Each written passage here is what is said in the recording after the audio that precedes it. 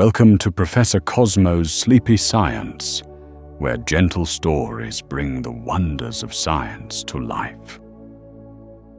Tonight, I'd like to begin with a quiet question, one you can simply allow to drift gently through your thoughts. What if some of the softest light on Earth only appears once the forest has fully settled into darkness? My name is Professor Cosmo, and as always, I'll be your gentle guide tonight, here to help you unwind, slow your thoughts, and settle comfortably toward rest, while we explore a little science together. There's nothing you need to do right now. No information to remember. No place you need to go. This is a softly guided experience, designed to help your body relax as your attention moves naturally, at its own pace. Tonight, we'll be spending some quiet time at a forest after nightfall, when the busy details of the day fade away and a different kind of life begins to reveal itself. We'll gently observe small inhabitants moving through the darkness, glowing fungi resting on fallen logs, beetles traveling slowly beneath the bark, and fireflies drifting through open air like calm, living lights. As we move through the forest, you'll hear a little about the science behind this glow, how certain organisms produce light through simple chemical reactions, how this light creates almost no heat, and how it's used quietly as part of the forest's natural rhythm. Nothing here happens quickly. Change unfolds slowly, without effort, following patterns that have existed for a very long time.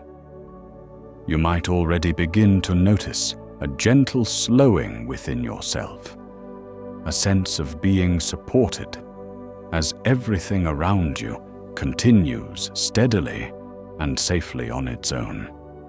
Before we step into the story, you may want to take a moment to notice your breathing, just as it is. Each breath arriving naturally and leaving again without needing any attention. As you remain here, you might sense a gradual softening spreading through your body. With every quiet exhale, your shoulders can ease a little more, your jaw can loosen, and the muscles around your eyes can relax, as if they no longer need to hold anything in place. There's no need to follow every word. You can simply allow the sound of my voice to rest in the background, while your thoughts slow and stretch, creating more space between them. If your attention drifts, that's perfectly fine. You can always return to the feeling of being supported, of being held comfortably where you are, as your breathing continues its gentle rhythm, steady and unhurried. Outside, the forest grows quieter as the last traces of daylight fade. Colors deepen, edges soften, and the space between sounds becomes wider and calmer. In the darkness, faint points of bioluminescent light begin to appear, not suddenly, but gradually, as though they've always been there, waiting for the right moment. And now, as the night settles fully around us, we're ready to step gently into the forest together and allow our story to begin.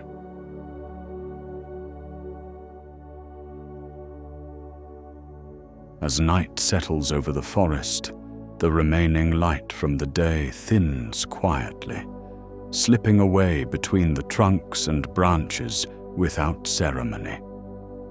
The sky above deepens from blue to a muted charcoal, and the canopy becomes a layered silhouette, its details blending into a single, calm outline.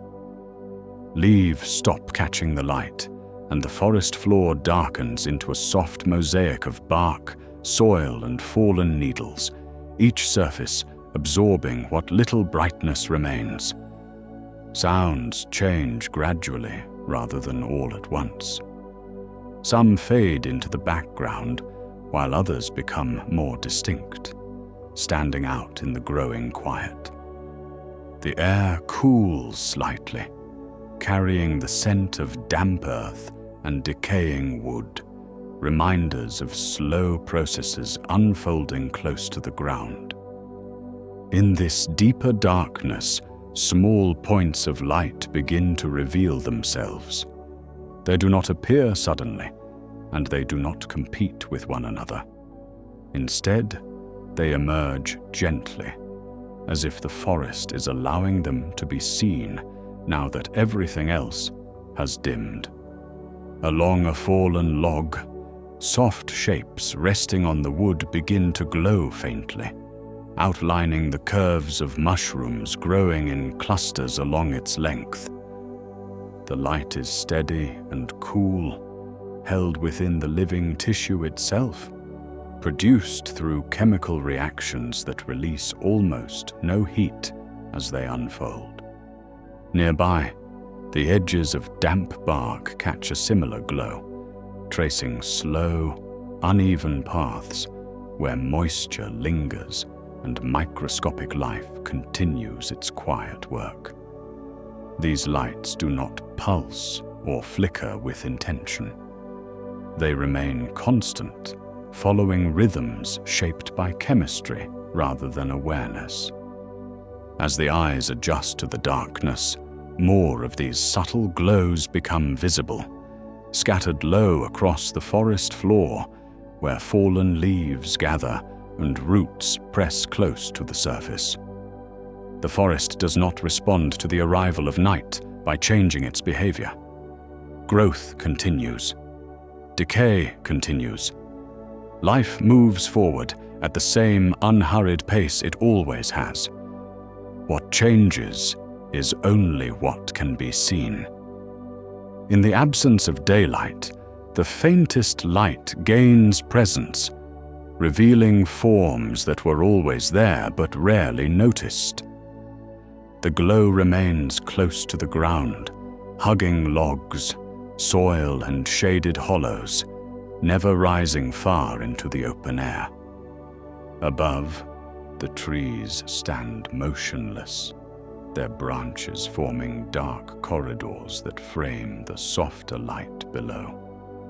Nothing in the forest draws attention to itself. There are no signals meant to be followed, no patterns meant to be decoded. The light exists simply because the conditions allow it to exist, sustained by the quiet balance of oxygen, moisture, and living cells. As night deepens further, the glowing shapes become a familiar part of the landscape, woven naturally into the darkness rather than standing apart from it. The forest holds this balance without effort, allowing light and shadow to share the same space, each revealing the other. And closer to the forest floor, where fallen wood rests undisturbed in the dark, the source of that quiet light begins to take shape. Along the forest floor, fallen trees lie where they settled long ago, their outer bark softened by time and moisture, their interiors slowly reshaped by living networks hidden just beneath the surface. What once stood upright now rests horizontally, becoming part of the ground itself, offering shelter, nourishment, and space for new forms of life to gather.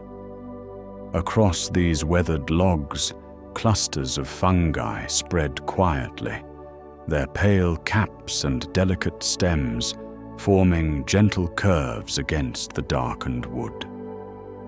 Some grow close together, sharing the same narrow stretch of bark, while others rise alone from cracks and hollows, where moisture lingers after rain. Within these visible forms, faint light begins to glow. It traces the edges of caps and stems with steady clarity, revealing textures that daylight often overwhelms. Fine ridges, soft pores, and thin membranes shaped by slow, patient growth. This glow is not produced by the entire organism. Most of the fungus exists below the surface, spreading outward as fine threads that move through wood and soil, unseen and unlit, exchanging nutrients quietly across wide distances. The light appears only in certain structures above the surface, where reproduction takes place. Here, chemical reactions unfold inside the cells as molecules combine with oxygen and release energy as light rather than heat, creating a glow that remains cool and constant. The brightness is subtle, but enough to stand out against the darkness, especially to small creatures moving close to the ground. Insects begin to travel along these illuminated surfaces, their bodies briefly outlined as they pass through the glow before fading back into shadow. They linger where the light is strongest, not drawn by intention, but responding to contrast in the dark forest environment. As they move, fine spores cling to their legs and wings, carried unknowingly from one resting place to another, extending the fungal network beyond the boundaries of a single log. The light serves its role without adjustment. It does not brighten in response to movement, and it does not dim once its task is complete, continuing steadily as long as the surrounding conditions remain stable. Around these glowing clusters, the forest continues its quiet processes. Leaves compress into soil. Moisture settles into cracks. Air moves slowly through narrow spaces between bark and root. The fungi do not compete for attention, nor do they alter their glow once it has begun. Their light blends into the environment, visible only because the darkness allows it to be seen. In some places, the glow fades into a soft suggestion of form. In others, it outlines branching growth more clearly, marking points where energy and material are being exchanged. Beneath the surface, the unseen network continues to expand, transporting nutrients slowly and steadily through the forest floor. Nothing about this exchange is hurried. The light persists as long as oxygen, moisture, and living tissue remain in balance, supporting a process shaped by evolution rather than awareness. While the fungi remain rooted in place, other lives move quietly through the same wood, passing between light and shadow beneath the bark. Beneath the outer skin of fallen trees, the forest holds a quieter interior, protected from open air and shifting weather by layers of bark that have loosened but not yet fallen away. These narrow spaces form sheltered corridors where moisture remains trapped and temperatures change slowly, creating stable conditions that persist long after the surface has dried. Inside, the wood no longer feels solid. It softens into fibrous layers, reshaped by decay and pressure, opening passages just wide enough for small bodies to pass through. Within these hidden channels, movement is guided less by sight and more by texture, scent, and contact, as living forms navigate by following familiar surfaces rather than visual cues. A beetle emerges from beneath a lifted section of bark, its body compact and segmented, shaped to fit the confined space it inhabits. Its antennae move first, tracing the air and surfaces ahead, sampling chemical signals left behind by fungi, bacteria, and other insects that have passed through the same corridor. The beetle does not generate light of its own. Instead, its surface catches faint illumination, filtering in from nearby fungal growth, reflecting just enough glow to briefly outline its form before it slips back into shadow. This reflected light does not guide the beetle's movement. Navigation here depends on contact with the wood itself, on gradients of moisture, and on chemical traces embedded in the decaying material. The glow remains incidental, revealing the passage only to those observing from outside the bark's shelter. As the beetle advances, loose fibers shift beneath its weight, and fragments of decomposing wood cling briefly to its legs before falling away again. These movements serve a quiet function. By traveling through softened wood, the beetle contributes to its breakdown, widening existing channels and allowing air and moisture to penetrate deeper into the log. Spores released by nearby fungi collect along its body, carried unintentionally through the interior spaces and redistributed as the beetle moves onward. The relationship is indirect and unplanned. The beetle does not seek the light, and the fungi do not respond to its presence, yet their processes overlap, each continuing independently within the same environment. Light remains steady where it originates, pooling softly in cracks and seams, unchanged by what passes through it. Within the bark's shelter, activity remains slow and contained.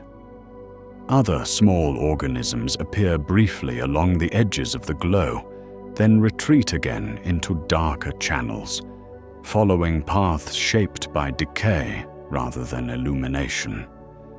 Above these corridors, the forest floor continues its quiet compression, leaves breaking down into soil while roots press gently downward, tightening the space below. Within, the beetle disappears deeper into the wood, its presence marked only by subtle shifts in loose fibers and the redistribution of material left behind. The reflected glow softens once more, returning the interior to its familiar balance of light and shadow. Nothing here signals completion or change. The bark remains in place. The light continues where it began. The corridors persist, shaped by slow movement and gradual decay. And beneath the forest's surface, where fallen trees quietly return to the ground, these hidden pathways endure, hosting lives that move by touch and chemistry rather than sight, briefly revealed only when nearby light happens to find its way inside. Above these sheltered corridors, light begins to rise into the open spaces between the trees, where the forest breathes more freely. Beyond the fallen logs and shaded hollows, the forest opens into wider spaces where the canopy thins and the night sky presses closer to the ground. Here, darkness feels less contained. Air moves freely between the trunks, and the space above the forest floor stretches upward, uninterrupted by branches or leaves. Within these openings, points of light begin to appear. They do not glow continuously, nor do they remain fixed in place. Instead, each light arrives briefly, brightens, and then fades again, leaving darkness undisturbed until the next pulse emerges. Fireflies drift through the open air, their movements slow and unpatterned to the eye, rising gently, then changing direction without urgency. Each flash originates from within the body itself, produced by a controlled chemical process that begins and ends cleanly, releasing energy almost entirely as light, with very little heat escaping into the surrounding air. The timing of these flashes is not shared. One glow lingers slightly longer, while another disappears almost as soon as it appears. Some pulses follow closely after the last, while others leave wider gaps between themselves and the darkness. These variations are not random. Each firefly carries its own internal rhythm, shaped by species, biology, and timing, repeating patterns that remain subtle unless watched for a long while. The light functions as a signal rather than illumination, meant not to brighten the forest, but to be seen by others moving through the same space. Flashes overlap occasionally, then drift apart again, their paths crossing without interference, as though each follows a quiet schedule known only to itself. Between pulses, the air returns fully to darkness, preserving the stillness of the clearing. Nothing lingers once the light fades. The glow does not spill outward or reflect from surrounding surfaces. It remains contained, precise, and brief, existing only for the moment it is produced. As more fireflies enter the clearing, the open space fills with scattered signals, appearing and vanishing at different heights, each one tracing a short-lived path through the air. Some rise higher, silhouetted briefly against the dim sky, while others remain closer to the forest floor, where softer light glows faintly below. Despite their movement, the clearing never becomes bright. Light and darkness alternate gently, maintaining balance without building toward a peak or drawing focus in any single direction. The fireflies continue their exchange, starting and stopping their glow through internal control rather than external change, responding to conditions within their bodies rather than the environment around them. When one signal fades, another appears elsewhere, sustaining a calm presence without repetition or escalation.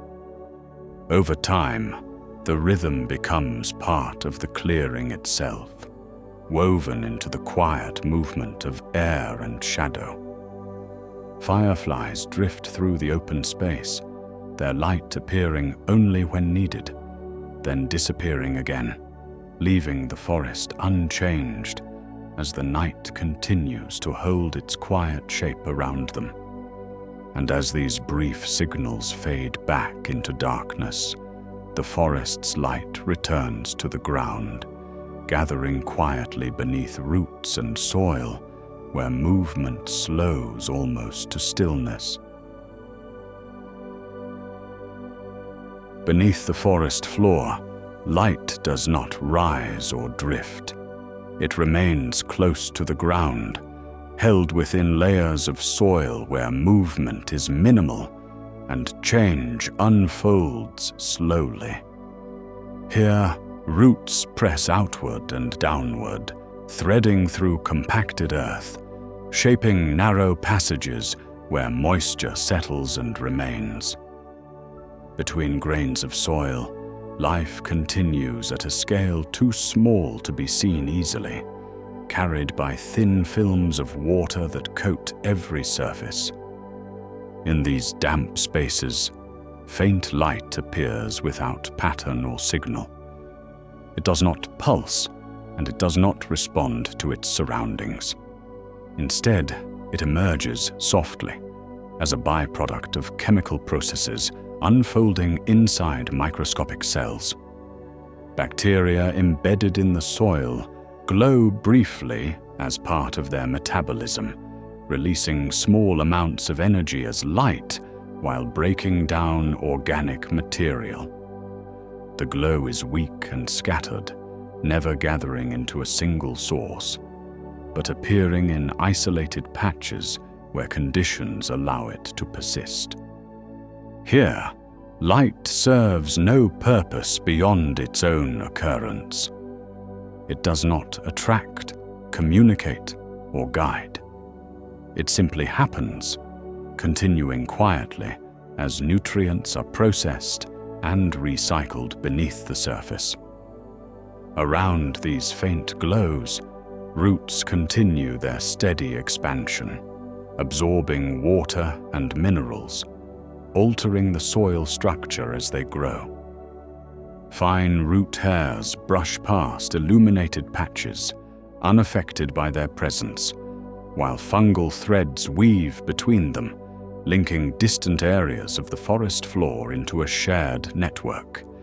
The soil remains dark overall, its occasional light easily absorbed by surrounding earth. Particles shift slowly as moisture moves downward, carrying dissolved matter through narrow channels carved by time rather than motion. Above, fallen leaves compress into layers, feeding the processes below, while air reaches the soil only in thin, filtered amounts. Within this enclosed environment, temperature remains stable, shielded from the rapid changes that affect the forest above. The glowing bacteria persist as long as oxygen, moisture, and organic material remain in balance. When conditions change, the light fades without interruption, leaving no trace behind. New glows appear elsewhere, arising independently, unconnected by rhythm or timing. Nothing in this space marks beginnings or endings. There are no signals to follow and no patterns to repeat, only a quiet continuity shaped by chemistry and time. The soil holds these faint lights without distinction, treating them as part of the same slow exchange that governs growth, decay, and renewal. Above ground, the forest continues its visible cycles, unaware of the subtle processes unfolding beneath its roots. Below, the soil remains steady, its hidden light appearing only where the smallest forms of life carry on their work, transforming what has fallen into what will someday rise again. And in this deepest layer of the forest, where motion is reduced to chemistry and pressure, the living light rests quietly within the dark, sustained not by intention, but by balance. Across the forest, light appears in different forms, shaped by place, chemistry, and purpose, yet governed by the same quiet rules. Near the ground, faint glows rest against soil and fallen wood. Above them, steadier lights trace living structures rooted in place. Higher still, brief signals move through open air before dissolving again into darkness. Each form exists independently, yet none exists alone. The forest holds these lights within a shared environment, where oxygen circulates slowly, moisture settles unevenly, and temperature changes are softened by layers of growth and decay. Chemical reactions unfold wherever conditions allow, repeating the same fundamental processes inside different kinds of cells, producing light as energy shifts from one form to another. The source changes, the function changes. The chemistry remains familiar. Bacteria glow without intention, releasing light as part of metabolism. Fungi maintain steady illumination that supports reproduction. Fireflies shape light into signals, turning it on and off with precise control. These differences do not separate them. Instead, they form variations on a single theme, expressions of the same physical laws adapting to different needs within the same ecosystem. Nutrients move continuously through this system, passing from leaf to soil, from soil to root, from root to living tissue, and back again through decay. Light marks only certain moments in this exchange, appearing where energy briefly escapes as visible glow before continuing its path elsewhere. Insects carry material between surfaces, crossing boundaries between air, wood, and soil. Fungal networks connect distant points beneath the ground, transporting resources without visible movement. Roots draw from these shared reserves, anchoring the forest above while shaping the space below. No single organism directs this flow. Each follows local conditions, responding to moisture, chemistry, and availability, while the larger system maintains balance through countless small interactions unfolding simultaneously. The forest does not arrange itself around light. Light appears because the forest functions. It emerges as a byproduct, a signal, or an adaptation, depending on where it arises, always constrained by the same quiet limits of energy and matter. Over time, these processes overlap so completely that boundaries lose their meaning. What begins in soil passes into root, then into leaf, then returns again to the ground. Light appears briefly along the way, then disappears without altering the larger movement. Darkness remains the constant backdrop, allowing these faint glows to exist without competition or display. Together, these layers form a single system, stable not because it is still, but because its changes are distributed across space and time. Nothing here requires acceleration. The forest holds its balance through continuity, allowing light, life, and decay to share the same space without interruption. And within this connected whole, every glow, whether steady, pulsed, or fleeting, belongs to the same quiet process, unfolding patiently as the forest continues, complete within itself. As night settles fully across the forest, nothing signals a conclusion. Light remains where it has gathered, steady in some places and brief in others, held quietly within the dark without altering its pace. Near the ground, faint glows persist beneath fallen leaves and shallow roots, appearing only where chemical processes continue their slow exchange. Along softened wood, steady illumination traces living structures that hold their place without movement. Above, brief signals still rise and fade through open air, appearing only long enough to pass before darkness returns. None of these lights depend on being seen. They continue whether noticed or not, sustained by balance rather than intention, unfolding according to conditions that remain steady through the night. The forest holds these glows without distinction, allowing darkness to settle between them, absorbing what fades and making room for what appears next, No single moment stands apart from the others. Processes repeat quietly, each cycle blending into the next without urgency or accumulation. Growth continues where material allows. Decay continues where matter settles.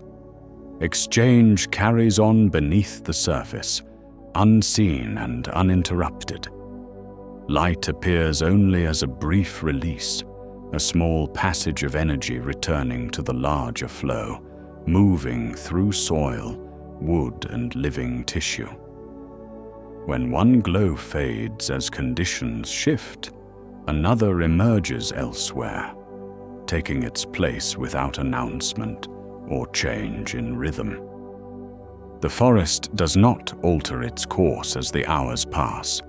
Roots remain anchored beneath the soil, networks persist beneath fallen logs, and open spaces between the trees continue to hold air and movement above.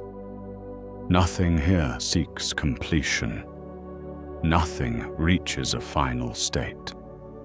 The balance holds because it does not depend on attention, effort, or awareness to continue. What remains most constant is the stillness between events, the dark spaces where nothing glows and nothing moves quickly. Within that stillness, the forest continues as it always has, allowing light and darkness to share the same space without interruption. And as the night carries on, the smallest lights appear where they are able, fade when conditions change, and leave behind only the quiet continuity of the forest itself.